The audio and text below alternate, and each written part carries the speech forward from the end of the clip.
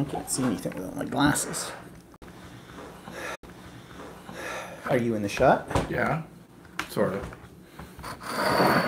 Okay. Let's see. You can't put your glasses on underneath. Easy. Yes. Easy. Yes. Easy. Yes. Great job. Start your... I can't see. Live chat. Okay, Brenda's here. What's that? Okay, turn that on. Okay. Switch over. Can't you wear your glasses underneath? No. Well, I'm not going to wear them through the whole thing. Just to start with here. Get things. Okay. So, here, can you see? Yeah, probably. Okay, who we got? Because I can't see it. Oh, my eyes are blurry right now. BMC. Oh, my eyes are blurry right now. BMC. Jacqueline. Deb Watts. Miss People. Okay, what? You're talking to yourself? We're live, you know. Hello, everybody. I got different glasses on today, so I can't see what's on my phone until I take these off, which I'm going to take off in a few minutes. But we thought we'd just give you a little look at what we went on Friday night and what we went as on Friday night. This, of course, is just the top part of the outfit. We have a whole dress and everything. And tomorrow on my vlog, I've done a little video to show you the whole getup. And be prepared to be amused with it.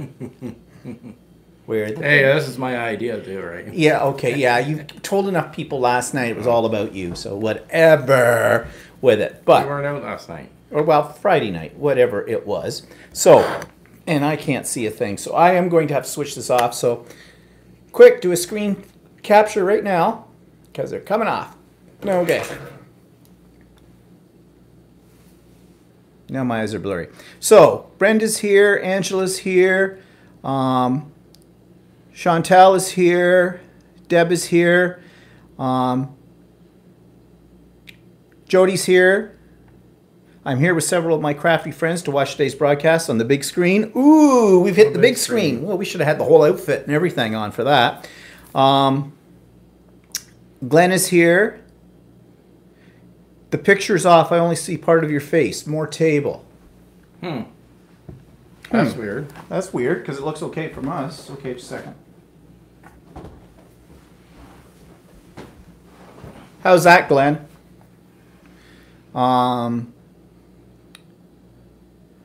Oh, Catherine says, hello, you handsome brutes. Yes, we're darling, aren't we?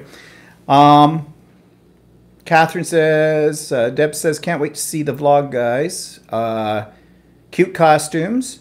Never mind, just straightened out. You two look great. Okay, pick was fine, guys. Okay, well, I'm going to do one more little adjustment because we're getting a lot of ceiling here. So that should be okay. Okay, so, all right. So you've seen what we went as this Halloween, and as I said on my vlog tomorrow, you will see a little video with the whole rigmarole that we have, and it loves it. The little bat wings on here I did on my sewing machine, but these came from the dollar store, but I glued these onto these just to give it that, you know, wing effect. Oh, can I wear them over my glasses? Sort of can. Yeah. But I'm not going to wear them all through this production. In fact, I'm going to take them off right now. There goes, oh, my head. Now I've got head. They're stuffed too. Yeah, stuffed with, what, fiber or something you put into them. So what are we drinking today? We're having something that's called a Sham Sham. If you're not familiar with a Sham Sham, it's... I thought it was called a Cure Royale. It has both names.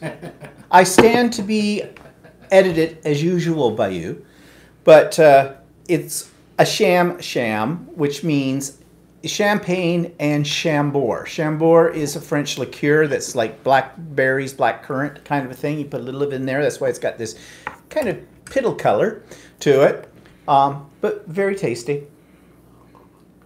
And we have some hors d'oeuvres, which are very fancy today. Stale crackers with some processed type of cheese, run-of-the-mill marble cheese, and some red pepper jelly. It's kind of sticky. I may need to napkin here. So, I'm just going to grab a... They're kind of gooey. Anyways, what's been happening? Well, take another bite of this. Well, swallow. We will talk about the Halloween dance in a few minutes. Oh, Andy's here. Hi, Andy. Glad you're here too. And, God, those are sticky. I'm trying to get comfortable in my chair. I keep falling off my stool. Your stool must be lower. I'm looking taller than you. Oh, Deb says, how's your mom? Well, first thing on our agenda. Just tried to call her, actually. She was getting her hair done today in her hospital bed. She's still in the hospital. But there's a lady that comes in and she does my mother's hair, such as you can do it in a hospital bed.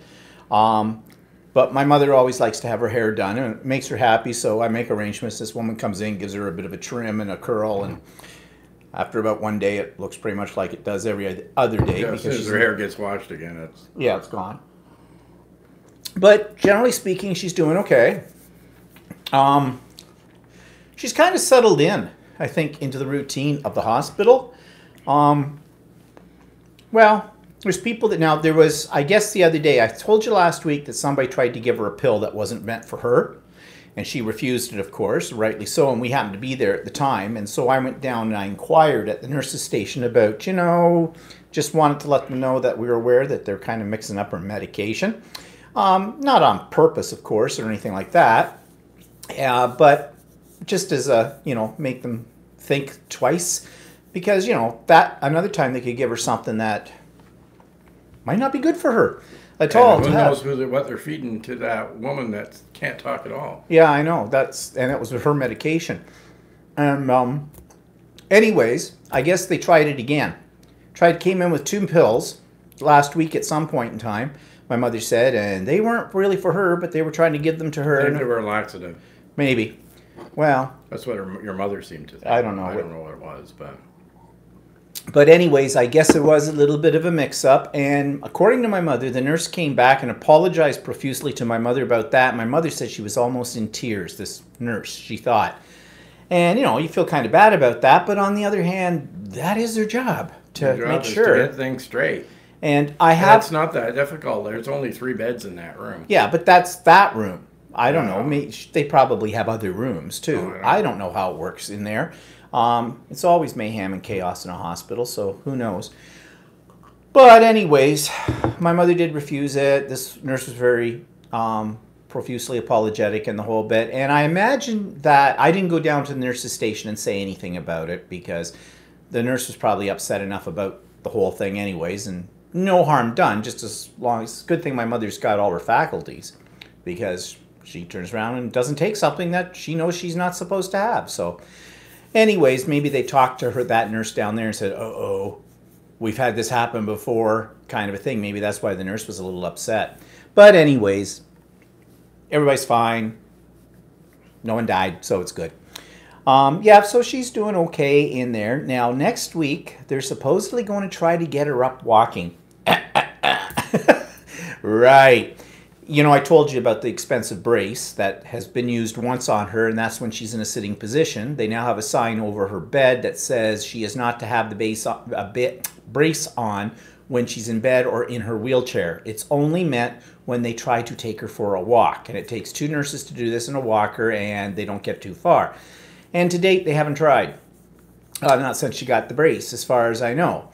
But next week, somebody told her, I think the physiotherapist or whatever, said they were going to give it a shot.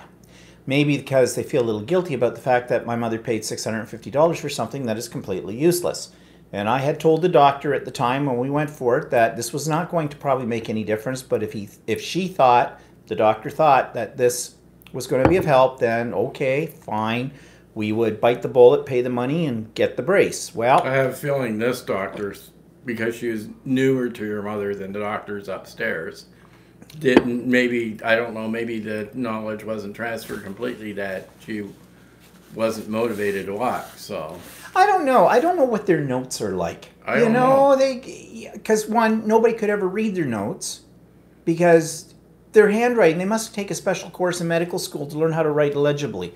I mean, I have bad handwriting, but geez, these doctors, it's like first letter and a squiggle. So I don't know. I think the doctor's finally getting clued into her, though, as I've been telling her that she's starting to believe me now. But anyways, we'll see. I'm still going to rattle the doctor's chain. My glasses are filthy. I'm still going to rattle the doctor's chain, though, the next time I talk to her, and just going to say kind of in a semi-sarcastic way, you know, well, I guess that was an expensive experiment, wasn't it, for that brace? And I'll just leave it at that, because you can't take them back. No. And I mean... Well, maybe it's a lesson learned for you, too, that think twice about. Well, I mean, what can I do about it? I know that. I mean, I was at the way I also said to you at the time you bought it. I said, well, you can always try. Well, that's but, you know, what I said to the doctor. I said, if you think it might help, we'll give it a shot. And it isn't like that. The money was that it put you in the poorhouse to get it. So yeah. So, you know, that's the way it is. But anyways, back to the question: how is she doing? She's doing fine. She's still waiting for, like, of course, the nursing home, and that'll be a whole new ball game. However, she did say last time we were over, I don't know why I can't walk. Oh, yeah. Well, Mother, you chose not to walk. It's simple as that. The doctor... Well, we didn't respond, no. But...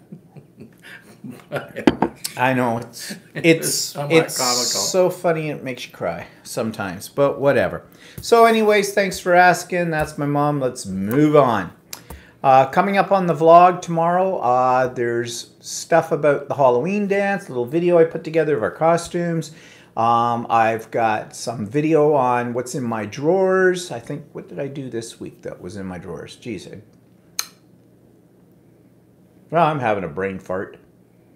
There's nothing in your drawers. No, none of your business. Go for a treasure hunt. Yeah, we've been doing something.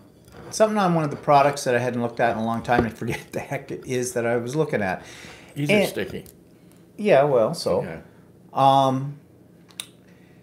Now you made me lose my train of thought. And what else is on the blog tomorrow? Well, there's lots of things on the blog tomorrow. We went up to a couple of quilt stores yesterday as well, just to get away. And we're going to talk a little bit about that today. And I'll talk about that more extensively tomorrow. Oh, we got a new toy too. So all of that tomorrow, but we'll touch on some of that today as well. Okay, so let's talk about our sewing classes. So tell them about your sewing class and the stupid things that happen at it. I think I may have said, was it last week that happened? Or, yeah. I mean, well, anyway.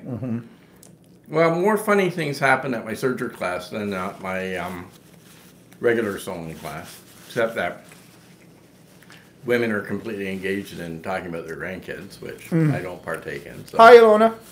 And we're learning that my afternoon class of my stained glass quilt, the lady that teaches the class doesn't give us too much instruction. Yeah, it sounds so, like, I'm sort of left as, okay, I'm not sure what I'm doing this week to get ready for next week, so I'm sort of guessing.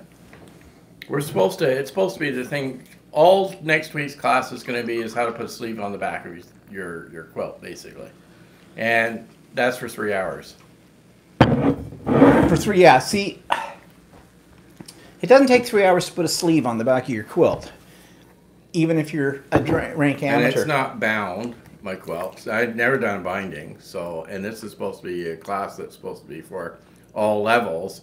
Well, you kind of need to know how to do a quilt before you do it, and this is my first time around. And so it's a bit more intense than I intended it to be. And but anyway, my surgery class, I have one lady in the class, and she is a teacher, and she just will not keep her mouth shut. She asks stupid questions all the way through the class. Things that she's learned. She knows how the serger works. She knows how to thread it, supposedly. everything else. And well, one of the last questions she had in the class last week was, oh, which way do you thread the needles, from the front to the back or the back to the front? Well, she's been threading it all along. Doesn't she know that they go from the back, front to the back? You know, those are moments when you just want to do this. And I think pretty much all sewing machines have their needles where you go from the front to the back. We always go from the front to the back because, one, it's easier to thread. If you tried to thread it from the back, you'd have to get up. I think some of the older machines, if I recall correctly, the one on my mother's had it sideways, so you do it like from left to right or right to left or something. But yeah, that's right. But all the ones that we have, it's front to the back. Yeah. So I don't know where and it's like it's the first time she threaded it. Then there's another lady in my class, and she's got the auto threader machine, right? The one that you have. The air threader, the threader. serger. That automatically it's an air threader, but it still means that you have to think. Well, yeah. You don't just stand there and say thread. Right? So she was having trouble threading the machine with the auto threader mechanism. And it's not that difficult to use, but she was having a problem with it. So for half an hour, the instructor was showing her how to thread her machine for the 5th time using the other threader, right? Which is supposed to be lickety-split fast. Yeah. And it is. And then she couldn't see the needle threader for the right and left needle. And like the serger, if anybody doesn't know, they have a right and left needle, and then they have an upper looper and a lower looper. So there's four threads that you have to thread up, right? And so in one of the stitches, the instructor said to everybody, okay, we went and watched her do what she was supposed to do on this machine. She showed us that she took out the leftmost needle, right, for this stitch, right, and she was rolling hem. A rolled hem. And it was so you were only using 3 threads for this thing, right? So the lady that was sitting next to me that had the air threader, she goes, the instructor says, okay, everybody take your left needle out, right? So everybody took their left needle out. But for some reason, the lady sitting next to me decided to take both the left and the right out. Well, and then she turned around and said, is that right? Well, you don't have a needle in your sewing machine. How can you sew anything without a needle? They just don't think. I don't understand why people don't think. Deb says, oh dear Walter, is she frustrating for your class? Yeah, to the point. Well, not so much the lady doesn't know how to use her machine, but the one that's the mouthy teacher, you just want to tell her to shut up at one point in time. Well, teachers are the worst students, I should know. But yeah, well, that woman that's teaching your other class, that stained glass quilt class, she doesn't seem to really give you a lot of information about what she wants you to do from one week to the other. I was helping him make the binding strips that he needs for his quilt for this week. We're assuming he's going to need it. I mean, usually when he was talking there just a minute ago about that they're going to do the hanger for it, which is just a piece of cloth. You run it, you make it so that it's sewn to the top, usually underneath the binding. You usually put it on, at least the things that I have seen. I've only done it once. It's not that hard. But from the videos I have seen on YouTube, when you put your binding on, you catch the edge of this. Basically, it's a piece of folded cloth, a tube of cloth that a cafe rod can go through if you're going to hang it like a wall hanging. And it gets sewn on at the same time as you put the binding. So, I mean, you could sew it on first, then put on the binding. It's kind of a duplication of a line of stitching, although it might make it a little stronger if you're worried about that, if your wall hanging was extremely heavy or something. Yours is not. So I don't know. So it'll be interesting what you're going to find out next week, I guess, from it all. Deb says, sounds like you have some frustrating people in your class, Walter. Yeah, it's... That was really annoying. Well, you know, what I don't understand is, well, I do understand. You take a class because you want to learn something you don't know how to do. But some people come to these classes and it's, you know, basically you put a television set, a blender, and a sewing machine in front of them and go, which one would you use to sew two pieces of fabric together? And half of them would point at the blender. So, like, you got to explain things. But that's okay. That's what people are there for. But this instructor you have in the stained glass class, she seems to suggest that everybody should know what they're doing when she just gives you 2 words about something. Yeah. And that's not right. Plus, because didn't she put down that class as it was for all levels? All levels. Well, then you got to assume that you're going to get some beginners in there that really don't know a binding or anything.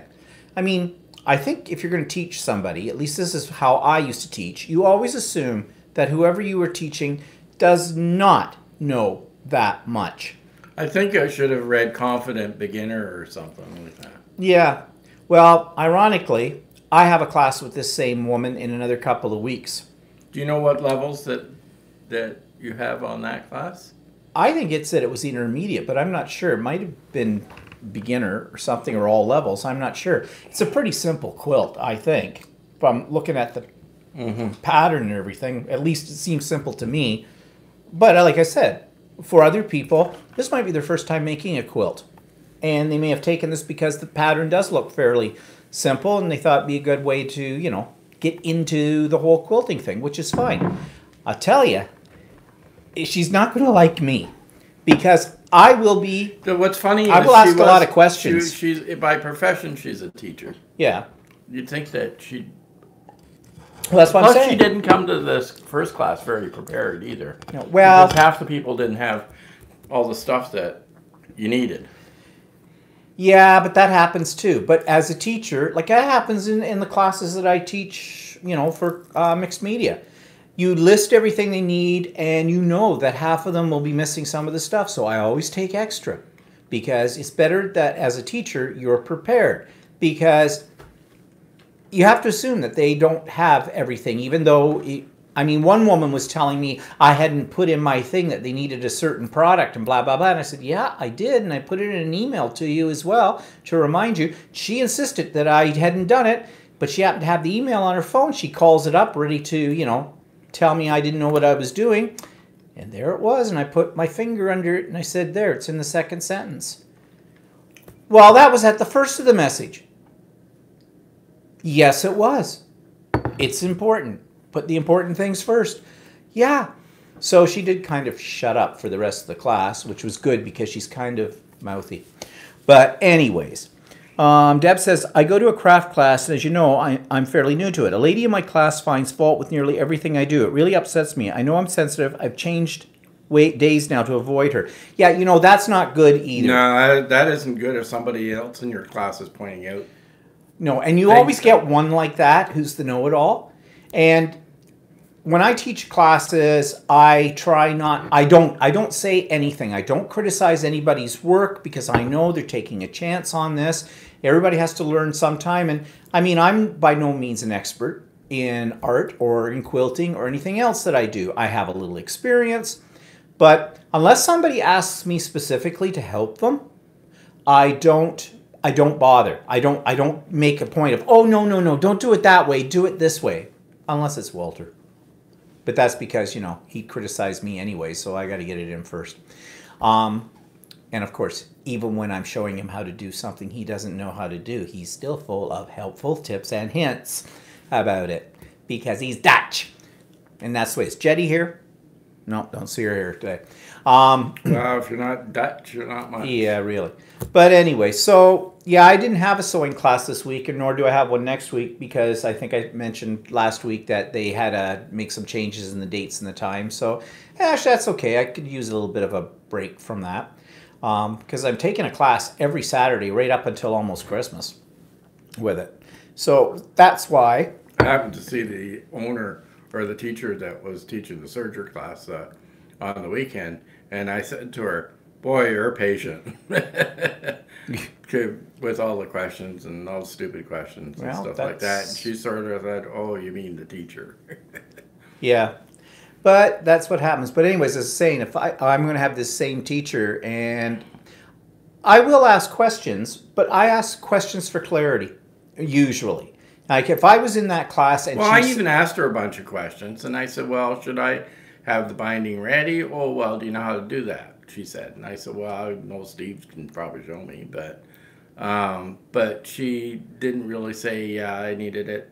Well, yeah, but then maybe that's your fault. Maybe you need it to be more specific and say, I know, okay, what I need, like, this is how I would have done. Okay, so what I'm asking is, the first time I ask nicely, what I'm asking is, what is it exactly that I need for next week? And if I don't get a direct answer, I keep pursuing it. I will rephrase the question as well until I get an answer out of it. And I have been known when I get to it and go, okay, stop right here. Tell me, point blank, please, what do I need exactly for next week's class? And usually when I do that and my voice sounds like that, I've gone into teacher mode. And that means everybody else in the room goes dead silent. All eyes go on to the person that's the instructor. They're a little embarrassed, and I'm happy about that. I don't want to embarrass them on purpose, but I'm a student, you're the teacher. You got to tell me this stuff. It's what I'm paying the big bucks here for, too. And I would expect that when I was teaching school. I'd have kids that were as thick as a board. And I would explain it every which way. And then I'd finally have to take them, sit them down and go, okay. I would literally draw them a diagram of what they needed to do. And I would write it out. Well, I just got attacked by the pen. For them, step by step, because I knew if I didn't make sure that they were clear on the instructions for the next class, that we'd be... probably lost the I guess. spring. Yeah, oh, did it? Well, anyways, I knew that they would be lost in the next class and I'd have to spend more time with them, and that affects the other kids in the class as well. Maybe there was no spring in it to start with, that's why it's all coming out. I don't know. Anyways, we'll see how those things work out. Deb says the Saturday class is much nicer people for her, I guess. So, well, that's good. Yeah, you know, that it doesn't, you're going to go because you want to learn something and have a good time. And if someone's constantly criticizing you or not being helpful, then no, that's not worth your effort. So, yeah. Okay, so the other thing, too, I've been talking about, and I think I've mentioned a few times on here, about possibly getting another sewing machine that's a lighter weight in case I ever go on a retreat or whatever, or even to classes where all I have to do is basic piecing or something like that. So finally decided to get one. So I did. And I've done an Idiot Quilter episode about it, and I'll have that listed in tomorrow's show notes for the vlog. But if you go into my section of the YouTube that says Idiot Quilters playlist, you'll find it there. I think it's episode 31. So bought another Janome. This is a fairly basic model, not the bottom of the line model, but it has 100 decorative stitches on it. It'd be good for basic piecing and stuff like that. Now, why did I get one? My machine weighs almost 40 pounds, my embroidery machine. The other machine that Walter's using weighs only slightly less than that. What's it? 30 pounds. Oh, is it 30 pounds? I thought it was like 38 or something. No, it's 30. 30 pounds. Now, I mean, that's heavy, but you don't think it would be that heavy. It is. Lugging it back and forth, especially my big machine, because it's also large, is a pain. Even if, when you go to a embroidery class, you also have the embroidery unit that you have. Well, yeah, that's a separate unit that attaches to the machine. And it's probably another 15 pounds. Yeah, it's not light either. So I have this thing stacked high when I go into my class. So I thought, well, and there are times, too, when I'm embroidering on the machine. So when it's embroidering, I can't sew on it. And I might want to work, like some of those embroidery patterns you do can be like 2 hours long.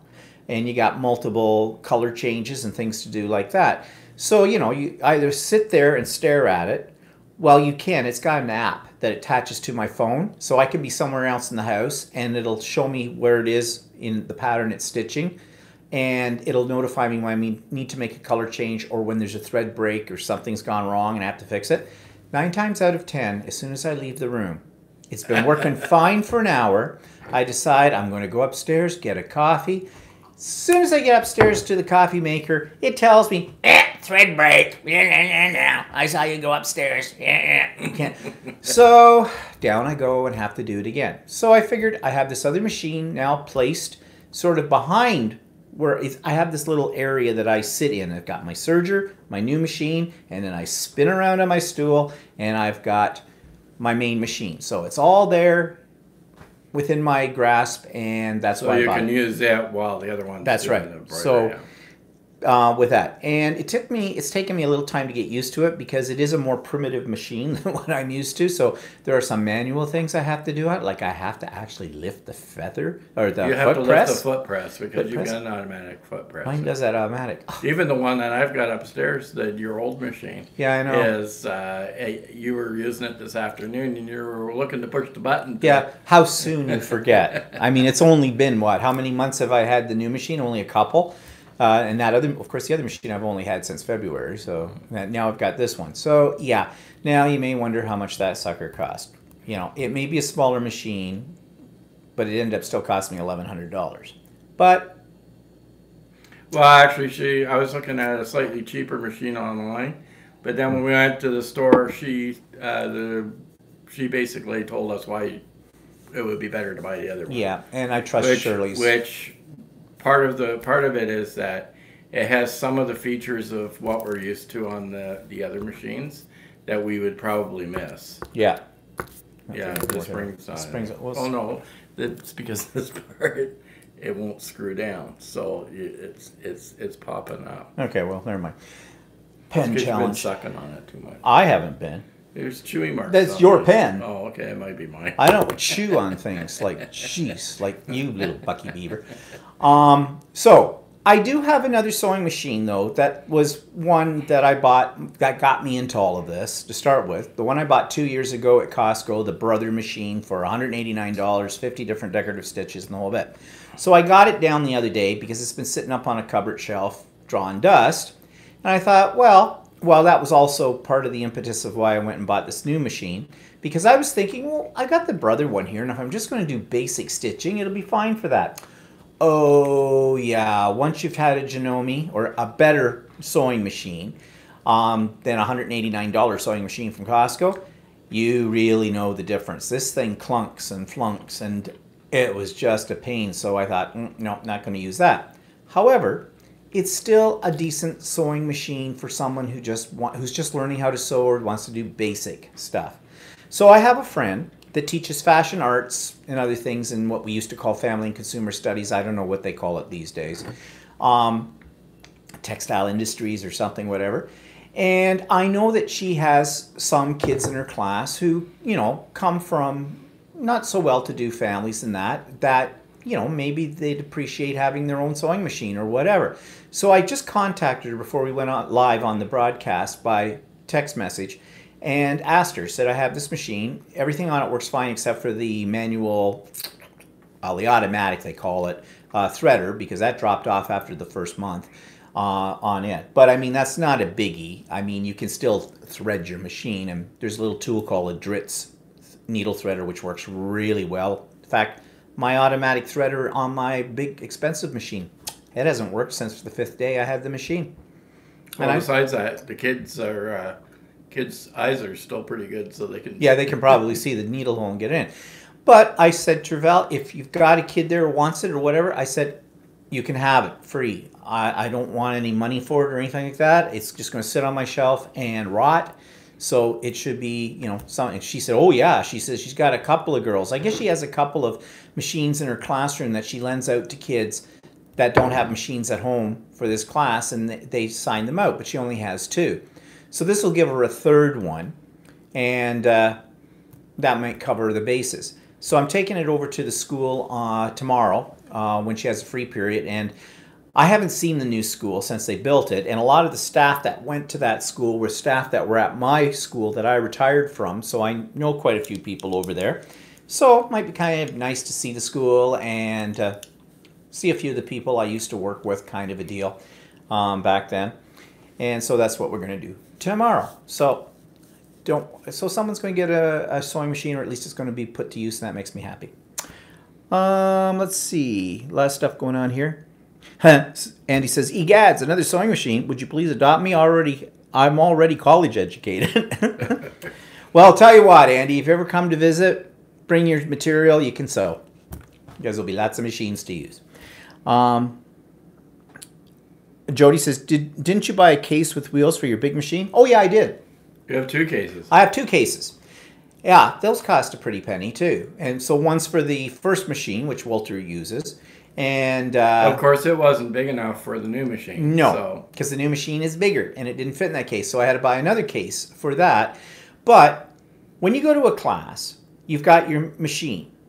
That part that Walter was telling you about, because in my embroidery class, I have to take that with me. And it comes in its own case. It comes with it in a case. And it's about this long and about this wide, and it's hefty. So you put your sewing machine in the case. You also have your foot pedal. That has to go. And the foot pedal isn't small on this machine. No. It's about this big. It's got 2 pedals on it, actually. I only use one. The other one's an automatic for cutting, I think, the thread. But I've got it set up so it automatically cuts. Yeah, these machines are nice. They have automatic thread cutters. You get to the end of something, you just push a button and your thread's cut. Or you can set it up to automatically cut your thread when you get to the end of something. And so then I have to take the hoops as well for the embroidery. And there's 4 hoops, I think, for that machine. And they range in size from about this big down to about this big. They go in the sewing bag. Then there's the whole little box that has all the different presser feet in it and other accessories. That machine came with a nice little leather box, 3 tiers in it all. That goes in the case too. Then there's my scissors and some rulers and some rotary cutters and a collapsible cutting board. And by the time you get all this stuff, plus your stuff for your class, all in that case and piled up, I have my extended table that goes on it as well. That doesn't fit in the bag. I made a bag for it, actually, and I strap it on top of the arm for the embroidery mechanism, all on top. So when you're going in, it's like you're moving major furniture. It's heavy. In fact, there's a young lad that works in the store. His name is Jasper, nice guy. He goes out and he helps all the ladies bringing in their equipment. There's one lady has a little red wagon. It's a collapsible wagon, but it's pretty big, and she has all her stuff on the wagon. Now, it's a bit of a pain in the butt because this store is not very big and the classroom's even smaller. So yeah, the store's not big, and it's really crammed with material and other things, so the aisles are very skinny. So it's very hard to, even with the cases that we have, to maneuver around the stuff, and I don't want to hit anything. That's why I always go early, because I don't want to be a bull in the china shop. Yeah, I know. That's the thing with it. So anyways, but Jasper will help people. Thing is, Jasper always says to me, Jasper's probably only, I don't know how old Jasper is. I don't think is he still in high school? I think he might be just out of high school. I don't know. I don't know. He's probably only anywhere between 17 and 20, if he's that. And he always says to me, can I help you bring your stuff in? Can I help you take it out? And I always refuse. I say, no, Jasper, it's fine. Thank you. Because I am an older man, but I can still do it. It's nice of him to offer, but the ladies certainly took advantage of it, of him in there too. But yeah, so that's why I bought the lighter machine, for one thing. Now, a whole bunch of stuff being said here.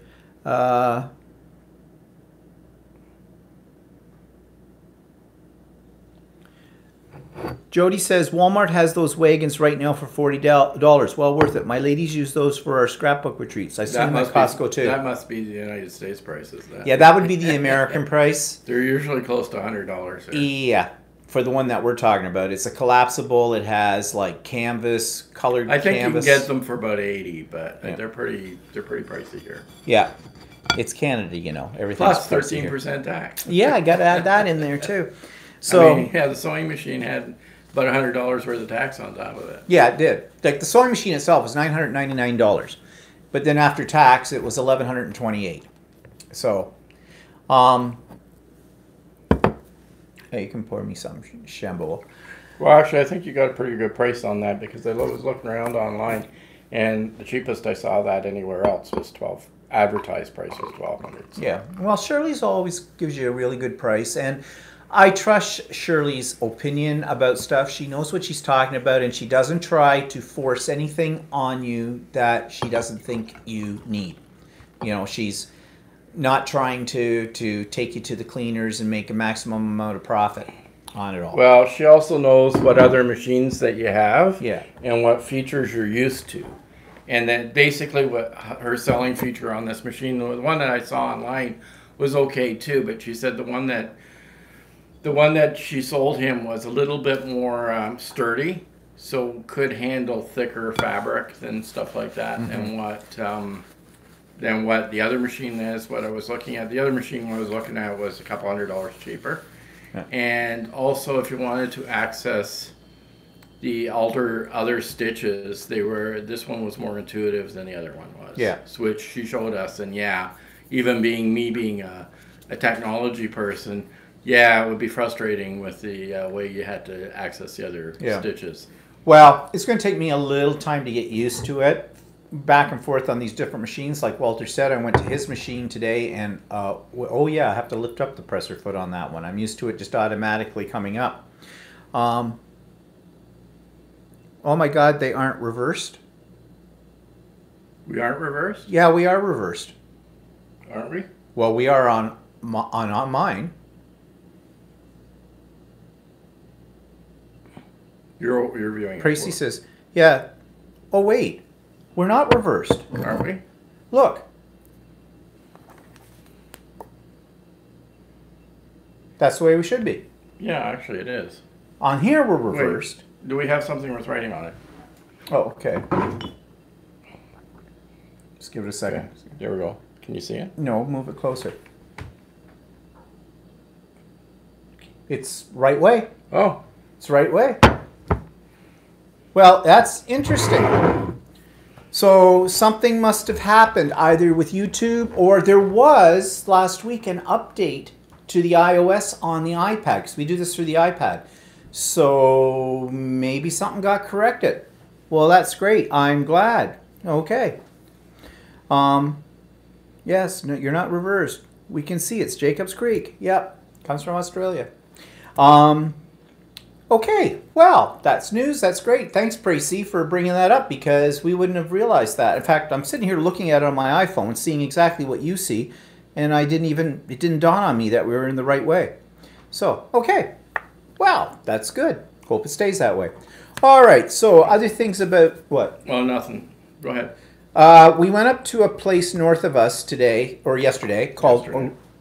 Yeah, okay, I just corrected myself. That's fine. Did you want to make sure you really correct me? Anytime. Do you want to spell it for me? Or should I do that? Checking the temperature. Yeah, checking the temperature. Yeah, well, it's going to be frosty in here real quick. Yeah. Anyways, went to a place north of us called Aurelia. And Aurelia you've heard me talk about before, and I think in one of my vlogs, I showed you one of our road trips to Aurelia. It's a place about an hour, 15 minutes or so away from us. But there was a quilt store up there, and we wanted to get away. And you know that we've talked about that we're going to go away for a few days somewhere like Ottawa. Yeah, we looked at our... thinking about it. Yeah, but we looked at our schedule, and what I said to Walter was, well, every Saturday we have sewing classes. Tuesdays he has sewing classes. I'm going to have sewing classes on Wednesdays and Thursdays very soon for a while. There's some overlap. Doesn't give you a lot of time. Plus, back and forth to the hospital to see my mother and other stuff that you have to do. And I would rather... I don't want to go away someplace and feel like, oh my God, we've got to do as much as we possibly can because we've got 2 days here and we got to get home real quick. I mean, what's the point then? You're supposed to be going for relaxation, not for, scheduling stuff. So it would be nice to go away, but... we'll have to see. Yeah, I'll have to wait. Right now, it's more difficult because we got all these classes and stuff like that. So, but anyway, so we did a little day trip, seeing as how neither one of us had a sewing class on Saturday. Went up to Aurelia and went to this quilt store that I'd been to once already. Up in June we went, and it's a nice little quilt store. We went in, and I bought a lot of fabric. I'm going to show what I bought tomorrow on the vlog. Mr. Enabler here, when we were in our sewing store down here, they got in some new material, and he goes, oh, this is really nice. Look at this. Yeah, so I had to buy a couple of meters of each of those. And then there's next year in my Quilters Guild, they have a show. And they have a challenge package where they give you half a meter of material that's supposed to be featured in a quilt, and they give you the guidelines for how big your quilt's going to be, and you can enter it into the show and have it judged, on that level. So this new material that I'll show you tomorrow, new fabric I bought, along with what they had in the kit, which is some fabric that I also already bought a couple of more meters of at one point in time because I really like it and I used it in another quilt somewhere along the line. I decided to get this. I found a pattern I thought I might do. Now I'm not so sure if I'm going to do that pattern. I've been playing around all day with electric quilt trying to design something, and I'm not that happy with what I've designed. I think I may have to. I thought this was going to be really wild and bold I was going to do, but I don't think the fabrics that I've got, they all go really that well together. I don't know. I have to look at it some more. But anyways, went up and bought almost what, $250 worth of fabric and some other bits and bobs at that place. And then we went for lunch. Same place we always go to up in Aurelia. It's a pubby kind of place. And stayed away from the scrapbook store that's up there. They've got a really good scrapbook store up there, but like, you know, I don't do much of that anymore, so... And we got a scrapbook store downstairs, so... Yeah, pretty much. So anyways, anybody who's a scrapbooker out there, Jody, come visit me. I'll open up my wares. I'm sure there's a few things you could have. Open your drawers up. I'll open my drawers up. Yeah, go away, you're a pig. Not that kind of boy. Well, I'm not that kind of boy, but... That's not... Ontario is open. I could be that kind of girl. Yeah, Ontario's open. We're coming to that. Anyways, okay, so I bought that. Then we came on our way back home. There's another place about half an hour away from us called Uxbridge, a little town. And I knew they had a a quilting store there, but I'd seen pictures of it. It looked like it was somebody's house. And I thought, I'm not going into somebody's house to buy fabric. Who knows what that's about? Well, I was talking to a lady at our regular sewing store, and she said about this place up in Uxbridge, and she says, oh, no, you got to go. She says, outside is deceiving. She says, it's really big, and it's got a lot of stuff. Well, yeah, outside it looks just like a residential house. Yeah, but it's not. The whole thing is I keep saying scrapbooking, a quilting store.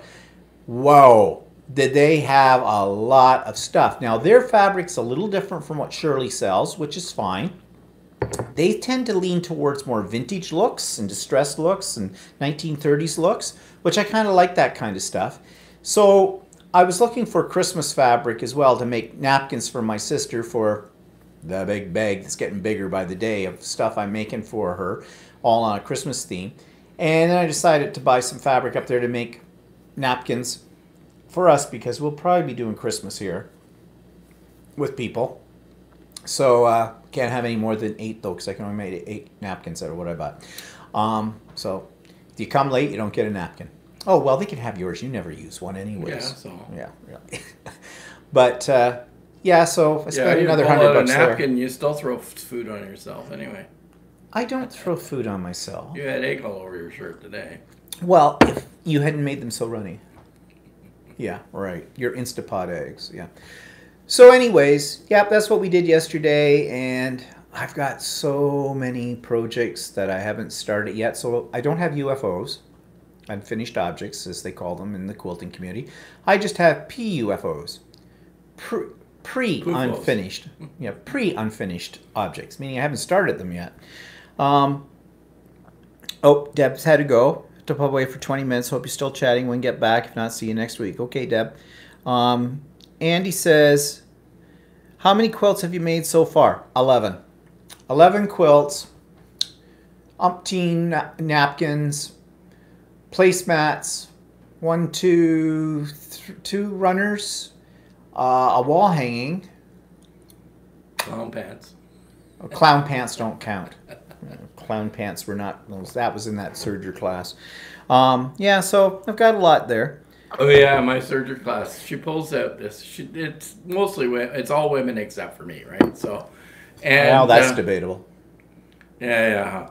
And so she pulls out this really ugly shawl, right? That's all serged together, and it's first of all, it's ugly colors too. It's like oranges and yellows and just not. And it's this really. It's something for women. It's a wrap. And it's got these like dangly wool balls on the bottom. I didn't hear too many women say gasp and say, "Oh, I gotta have that," right? So I don't know if they thought. I think a few of them thought the colors were pretty ugly too. So because they didn't really say too much to her. Well, first of all, she suggested to make this. Well, it looked like something like a Mexican wear with. Sorry, Mexicans. You needed a sombrero with it. I said, I don't have a donkey to put that on. Kind of the look we're going for this winter in Canada. Yeah. So anyway, one of the women said, well, it wouldn't be, I heard one of the women said, it wouldn't be too bad if it was different colors, she said. So I don't think any of them were too eager to make it. So hopefully not. I kind of looked at her and I thought, I don't know. Maybe I can give that to some old lady. Probably some old lady that's blind, but whatever. So anyways, yeah, that's what we did on the weekend. Now, the Halloween dance. So it was a man's dance, as you know, and I told you tomorrow we will show you the whole outfit and whatnot. There's not a lot of people attend these dances. It's thrown by a guy who puts a lot of effort into this because he's basically trying to bring together the old crowd from like 20, 30 years ago when being gay and that was very underground out here, and we did have these dances, but that was kind of like knock on the door, Ernie sent me, here's the password kind of a thing. And that was because of the time period. I mean, in the 80s, there was such a thing as gay bashing and whatnot. So they didn't publicize the dances and where they were going to be located. It was all done by word of mouth, and it was all underground because nobody wanted to come out of a dance at about 2 o'clock in the morning and get beaten up with baseball bats. And sad to say that that does happen, or did happen in those days. It probably still does happen. And it probably does some places. In some places, yeah. Yeah, still. Even in our own country. For that matter, even Every though once in a while you hear about something like that. So anyways, he's trying to do nostalgia. The problem is we've all gotten 30 years older too. He has the DJ play music from the 80s and the 90s. Well, you know, some of that's okay for an evening, but I kind of like... We like modern stuff. We like modern stuff too. Like, we like to keep up with the times, but that's all right. I think there was only probably 30. I thought maybe there was 40. A bit more. Might have been a few more there. Anyways, but it's okay. We still had a good time. Some of the costumes were really quite funny. Actually, one guy came. I don't know if anybody ever saw the movie Priscilla, Queen of the Desert, but in that movie, there's they're dressed drag queens are dressed up in an outfit all made of flip-flops. And he made an outfit all of flip-flops. And I said, that thing must weigh a ton. He goes, yeah, it does, because he had to have extra wires. He said he had wire underneath it to hold it up and stuff, because whatever he was wearing underneath. And he knew he wouldn't be able to sit down? No. Because you'd have a flip-flop. Yeah. So yeah, there were a lot of inventive costumes and whatnot, and they decorate the place and whatnot. It's kind of fun. I don't get into them like I used to.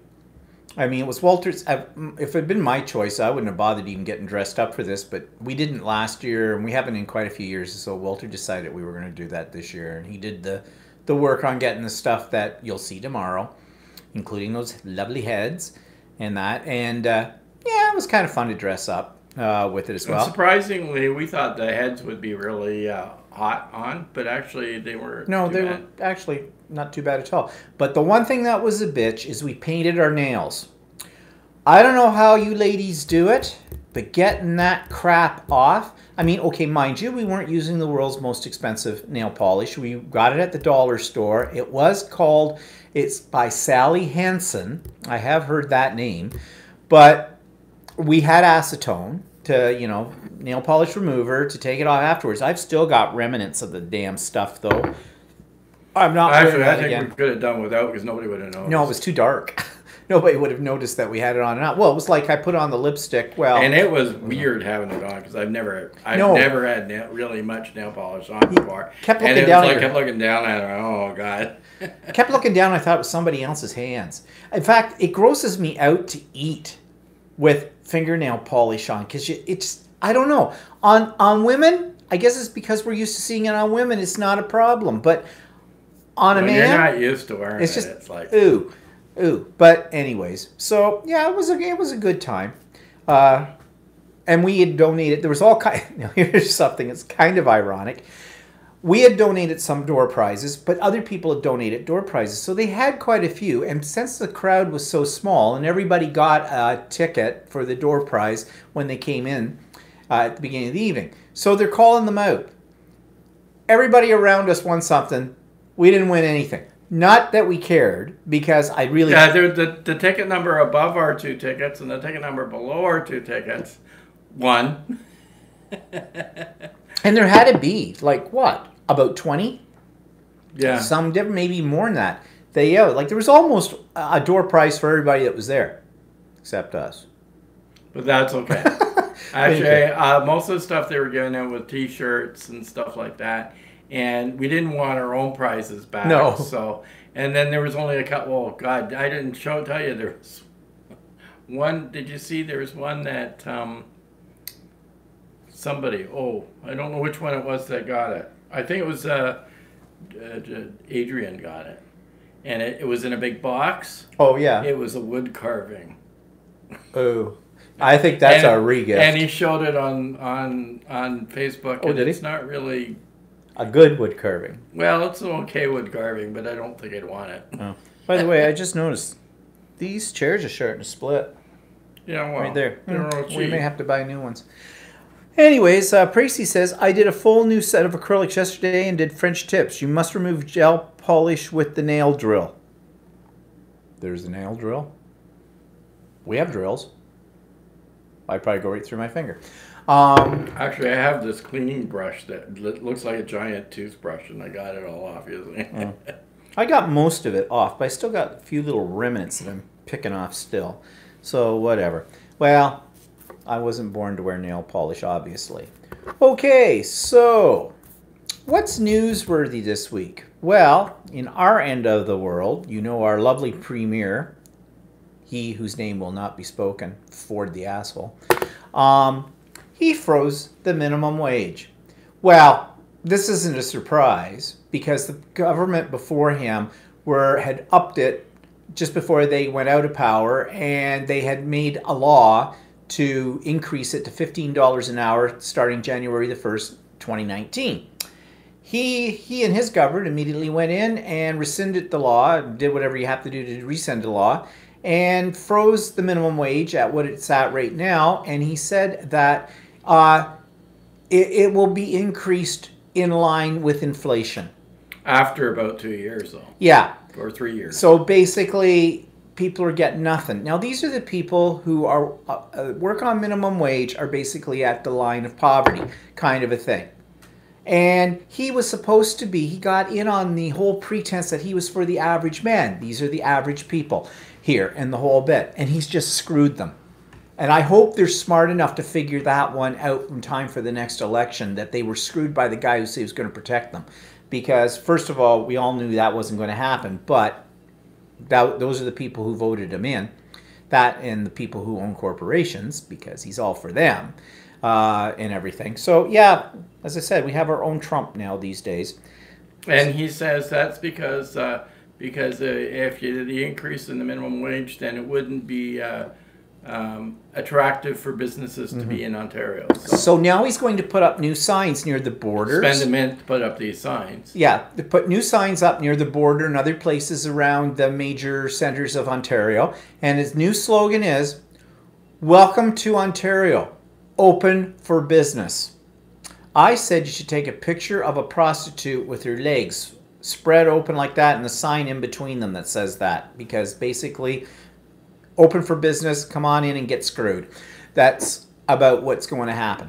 So, he's such an idiot. But I'm probably speaking to the wrong people about that. Or I'm probably singing to the choir if you're American. You know what I mean.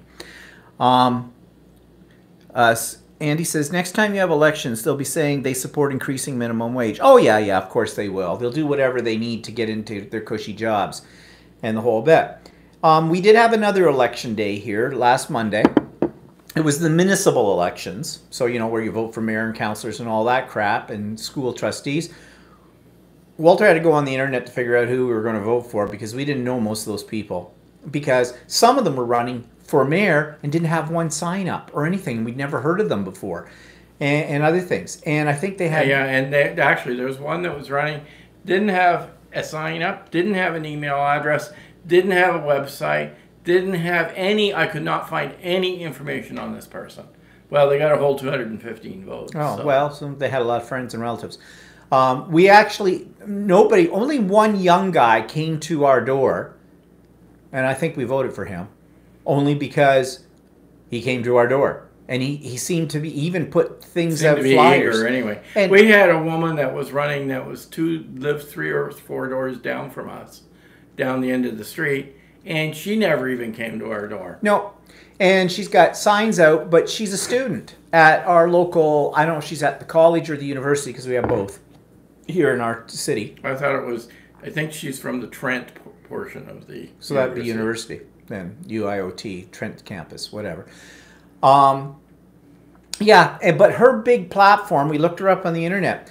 What she was running on was, she really hated that there was a lot of traffic in the north end of our city. And so her solution to that was to put in more roundabouts, traffic circles. We have a few of them in this area. This has become more popular in the last few years here. And yeah, they actually do work pretty good. But they also cost a lot of money to put in. But like, don't you have other things on your platform that... That's the only thing she had. That's the only thing. She was going to fight for that. Well, she did come in third. I think she had the third highest number of votes for a councillor, but she didn't get in.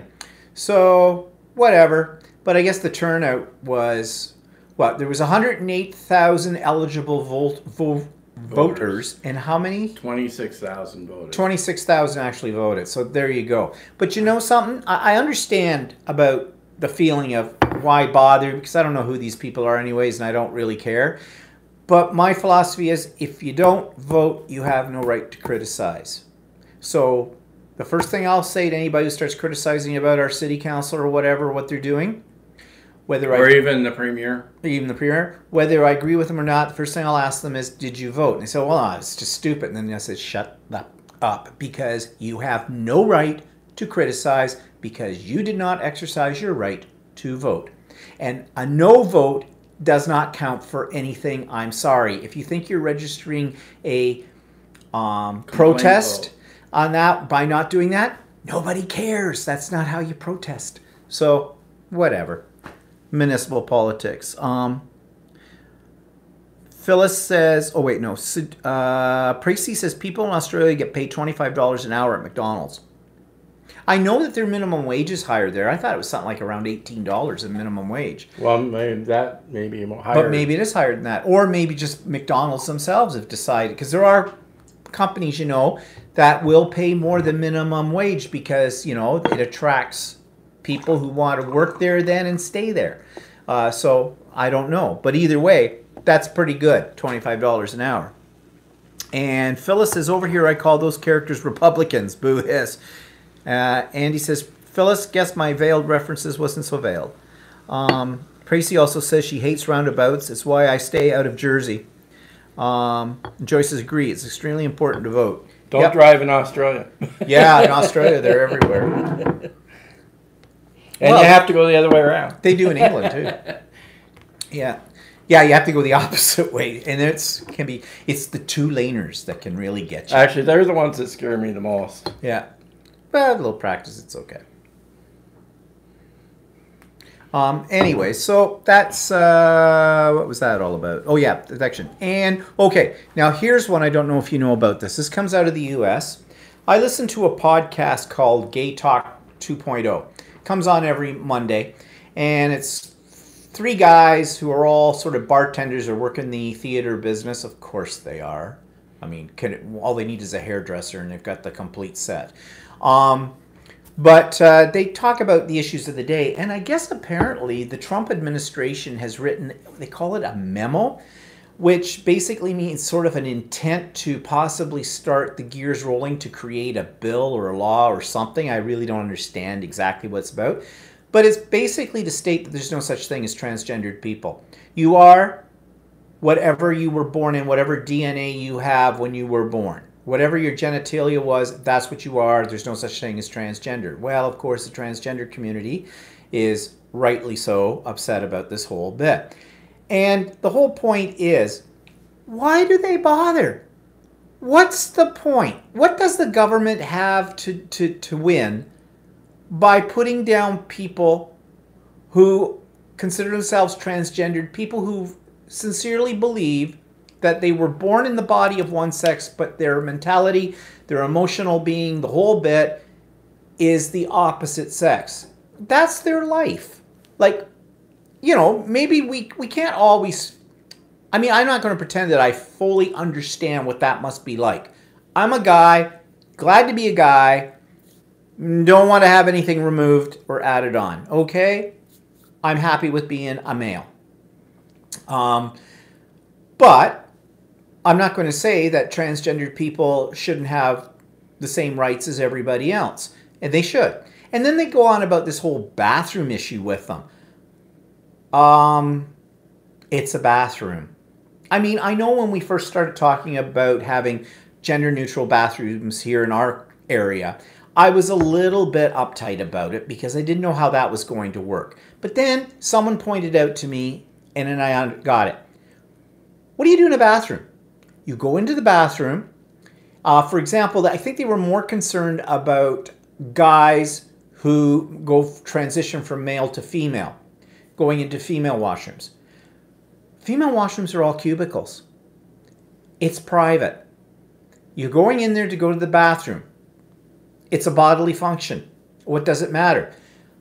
I've always said that male washrooms should be upgraded and made more civilized. Get rid of urinals. They're the most disgusting thing there ever was invented. And they come in all shapes and sizes. The urinals aren't bad. It's depending where you go. Some places have troughs. Mm-hmm. That's kind of... Oh, just... I don't care what anybody says.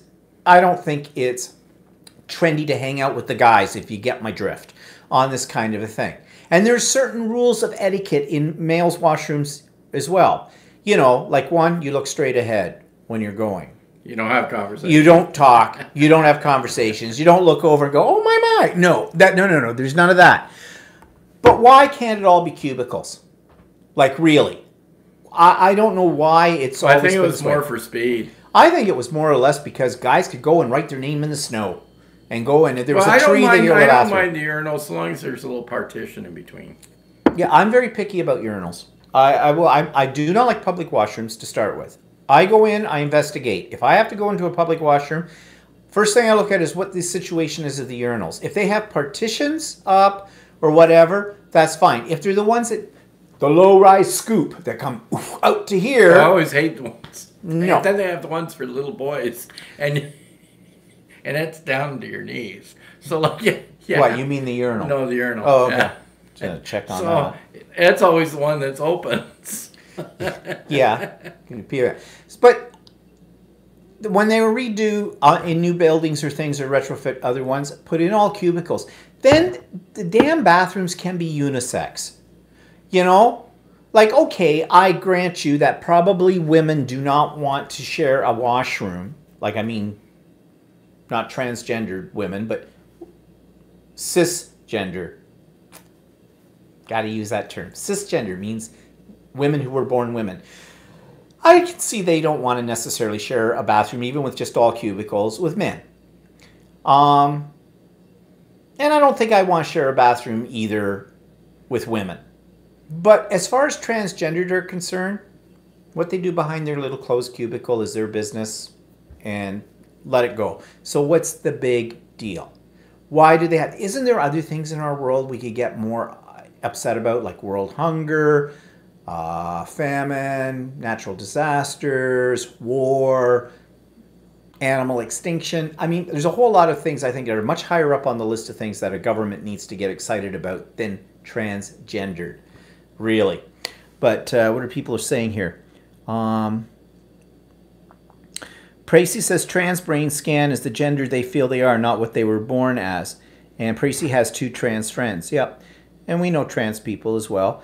Ilona says there are some people born with both sexes. Sorry, can't not remember the proper name. Oh, that's called... Isn't that intersex? Intersex. Yeah. Intersex. Intersex. Yeah, they don't know when they're born, and they've made mistakes where they decide at time of birth to make them into a boy or a girl, whichever is easier. Yeah. And then as they grow up, if they've chosen wrong, then they have then the kid has a problem. So now they're saying that they want to, in some places, in Canada, I think there's been some discussion of this, of actually making it a law that says it's illegal for anybody else to determine what sex you're going to be if you're in that situation. And until a child gets to the age of, what I don't know what age they would consider that to be, but age of, being able to make the determination for themselves. And if they want to change their biological sex, then it's totally their decision, which I think is only right. It's their body. It's their life. Let them make the decision. Somebody else shouldn't be making it for them.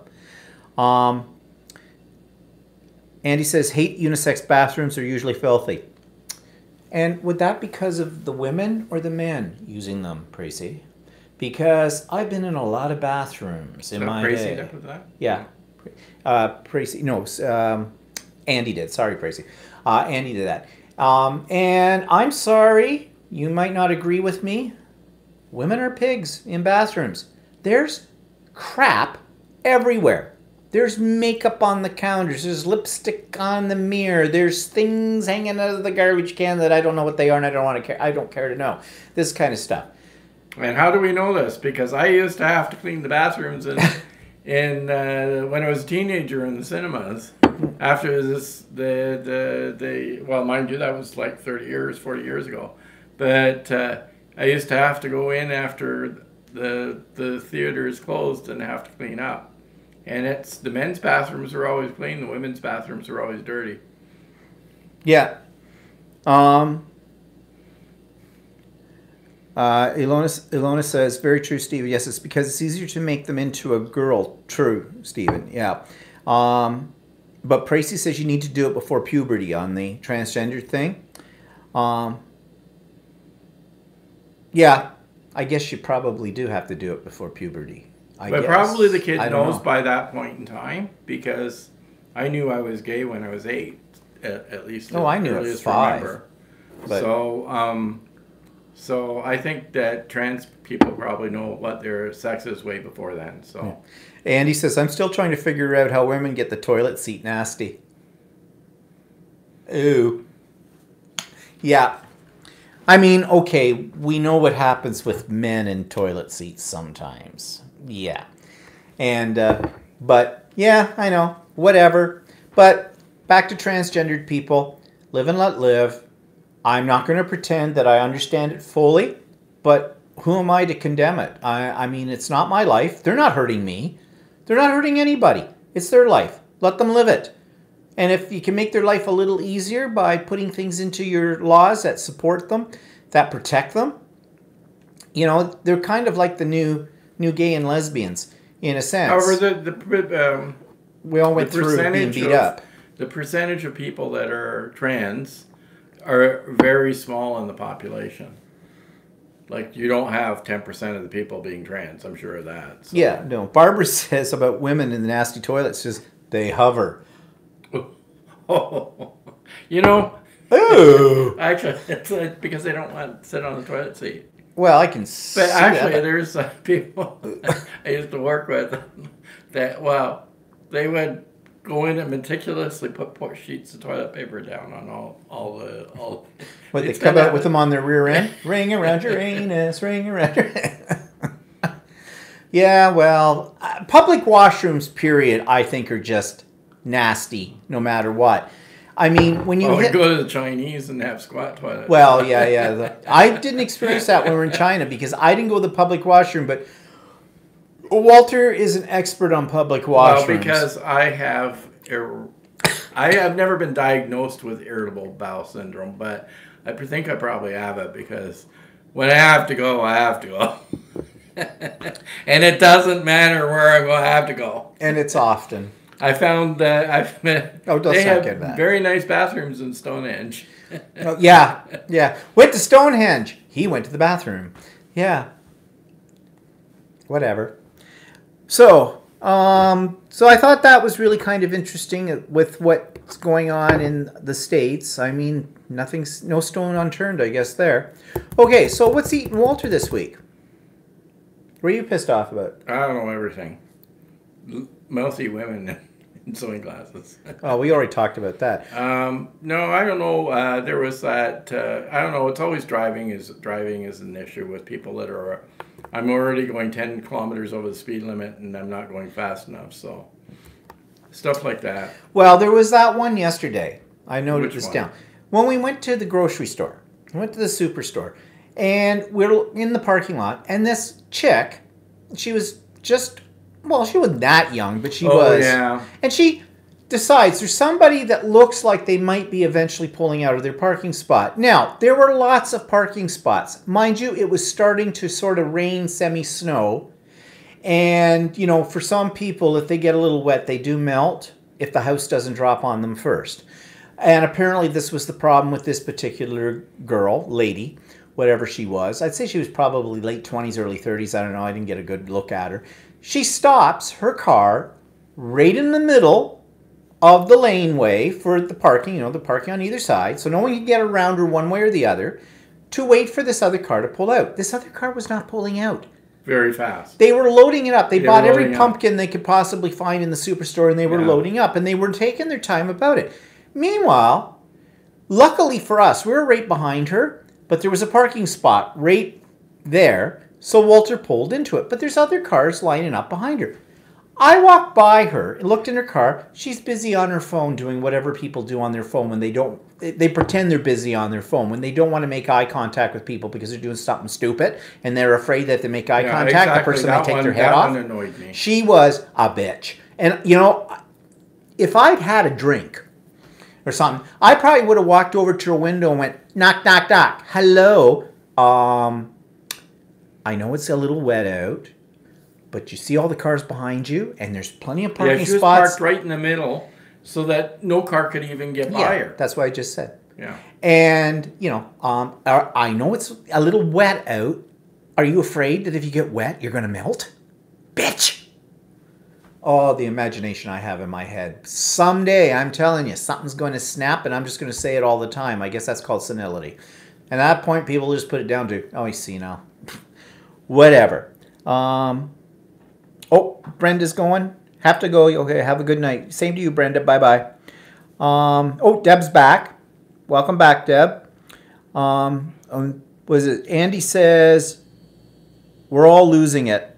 And Barb says, yep. And Andy says, same with me. It's called old age. Yeah, pretty much. But anyways, just, she was a bitch. Okay. What are we watching? Well, I've been watching, but it's on, no, I put Netflix here, but it's on Prime. And if you don't have Prime with Amazon, you can't see it. It's called Lore, short for folklore. And they take things like werewolves and death rituals and body snatching for like grave robbers for, you know, science and things like that. And I put these tales all together in sort of a dramatic presentation to talk about the what's true and what's not so true about it. It's kind of interesting. It has 2 seasons. I've started the 2nd season of it. But like I said, you can only see it if you have Prime. We haven't been to the movies, so we haven't seen a movie. And we haven't. Did we finish Men from the High Castle? No, we haven't finished it yet. I've still got several episodes of that one. I'm watching The Last Chef. Yeah. I'm up to season 4 now. And Phyllis says, I got the middle finger from the driver ahead of me because he thought I was beeping at him. It was the car next to me that beeped. Art. So what you do, Phyllis, when you get the finger, you roll down your window and go, thank you, you still think I'm number 1. Asshole. And, oh, Phyllis is watching Lore on Prime too. Yeah, it's pretty interesting. Actually, they just came out with a couple of other things. I just saw it today that sound kind of interesting too. And for the life of me, I can't remember what they're called. There's supposedly a new series on Grave too. So. Well, we have to check these things out. Now on YouTube, I'm doing a review on a guy that someone on here recommended, and I poo-pawed, named Christopher Allen. And he's sort of this gay guy who is into whatever's trendy and home decor and stuff like this. And when I first watched him, I kind of thought, yeah, hello, you open your mouth, the ruby slippers fall out. a bit weird, but it kind of grows on you. And he's lately been doing some stuff about Christmas decorating and the whole bit, Christmas bah humbug. But it's kind of amusing. The only thing about his day planners, he has like 12 million day planners. He collects day planners. I don't know why. Out of it. But anyways, whoever recommended him to me and I poo-pawed, I'm sorry I poo-pawed it. I mean, I'm still poo-pawing it to a point, but it's entertainment. That's why I look at it now. I find it kind of entertaining, so now I've subscribed to him, and when he puts out a new one, I sort of watch it. So I'm going to talk more about that tomorrow on the vlog as well, so you can look it up. There are 2 Christopher Allens on YouTube. There could be more. There's another Christopher Allen who at first I thought this is whoever it was on here recommended this one was talking about, but it wasn't. He's a scrapbook guy. He has a scrapbook store in Pennsylvania somewhere. Pittsburgh, I think he's in Pittsburgh, but I'm not sure. Pittsburgh, I think. They said last night. He started just doing craft videos on YouTube, and then he opened a store, and he has his own line of products and stuff. And actually, his store looks really Brutus cool. Monroe, isn't it? Yeah, Brutus Monroe is his brand. But he's worth checking out. His stuff. Actually, if we ever go to Pittsburgh, never been there, I might check out his store someday. If I ever go there. I have to wait till whoever you get in power next, though. I don't want to go there when you still have Trump. And what's cooking? Walter made pea soup in the Instapot last night. And actually, it was pretty good. What'd you put in it? Peas. Peas and, well, split peas and you had carrots and onions. Leftover cottage roll. And oh, yeah, we had a cottage roll that's left over. If you know what a cottage roll is, it's a piece of fatty pork that comes in a net, and you boil it. It's very tasty. Sort of tastes like ham. Yeah, well, it is ham, sort of. Yeah. Like, it's pork. Whatever. Pickled pork. What, is it pickled? Pickled pork or something. It's not pickled. Picnic pork. Picnic pork. They call it, sometimes they call it a picnic. Yeah, but that's not pickled. That's not, it's not pickled. Yes, it is. It's pickled. It isn't pickled. It's pickled in a brine. Oh. Okay. News to me. I didn't know that. Picnic pork shoulder. Okay, whatever. Anyways, if you don't know what it is, I don't know. Maybe well, something anyway, you the can't one get we other had places. wasn't very fatty. Oh, Jody was who recommended Christopher Allen.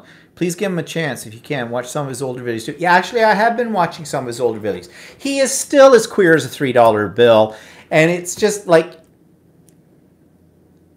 he should have 2 toaster ovens.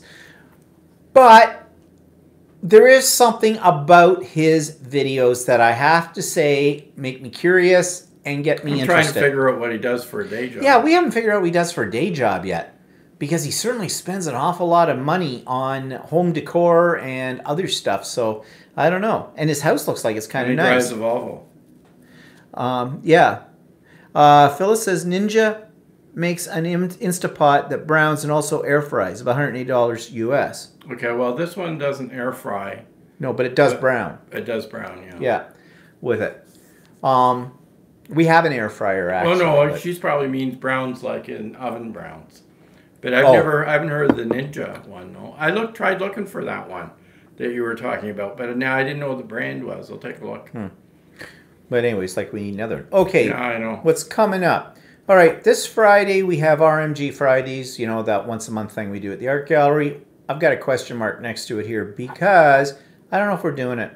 I've gone over this before and talked about, you know, the volunteer situation with the art gallery.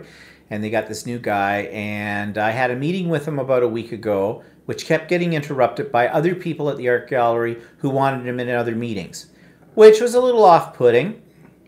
But he said none of this stuff was on his schedule or whatever, and then suddenly these people are coming up with this at the last minute. So, needless to say, our meeting was cut short and didn't go very far.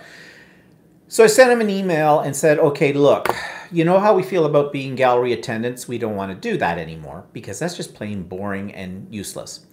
So if you've got something you want us there for on the Friday night to do specifically, no problem, we will come, we will do that. But if not, we're not going to bother. And then there's these thank you gifts, which you know I talked about, which I think are completely useless to give to the performers because what they have in them is crap. I mean, set of my cards, they're not crap, but a bloody stupid button and a brochure. I mean, really? that's almost an insult to the performers. Better to give them nothing. I mean, after all, they're there, and although they're not being paid, they're getting publicity. That's why they come for it. They want to get their name out there, and this is their venue for that. So I said to him, if you really want to still continue this, we've only done it once. If you want to continue, then let me know. I'll make them, but you got to let me know 3 days in advance how many we need. So we'll see. I haven't heard from him. I only sent that out to him on Friday, though. So next Sunday, we're going to be on an hour later. Sorry. I have another art journal class. It seems like I just had one of those, and I did. But it was because of the way Thanksgiving fell this year. And I usually do them the first Sunday of every month. And the first Sunday of this past month, it was Thanksgiving. So I couldn't do it then. So now it is the first Sunday in November coming up. So they're a little closer together. So we'll be on an hour later, 5 o'clock p.m. Eastern Standard Time. So hope you can join us then. And having said that, I'll just take a quick look here. Tracy says she can only find one Christopher Allen. Well, they both spelled their, the other Christopher Allen maybe spells his last name with an A. I can't remember. A-L-L-A-N. Maybe. Try that. Or look up Brutus Monroe. And you'll probably find him that way too. Okay, people. So that's our time today. Thanks, everybody, for joining us. Geez, we have 21 people watching us. I think we've hit a new record out of all of that. Oh, Jody says, yes, he's a spender. No doubt about it. He does work a lot outside the home and travels a lot with his job. He has a team that he leads. He hasn't revealed what he does. Yeah, I know. Always wonder about that. What kind of team? Prostitution? I don't know. Maybe not. Maybe yes. Who knows? Anyways, on that note, we have to go. So thanks for joining us. My vlog's on tomorrow. It'll be up sometime later in the day. Check it out because I've got that Halloween video to show you on there too. If you want a good laugh. And yeah, so that's it. Have a good week. Yep. We'll see you next Sunday. Bye-bye. Bye.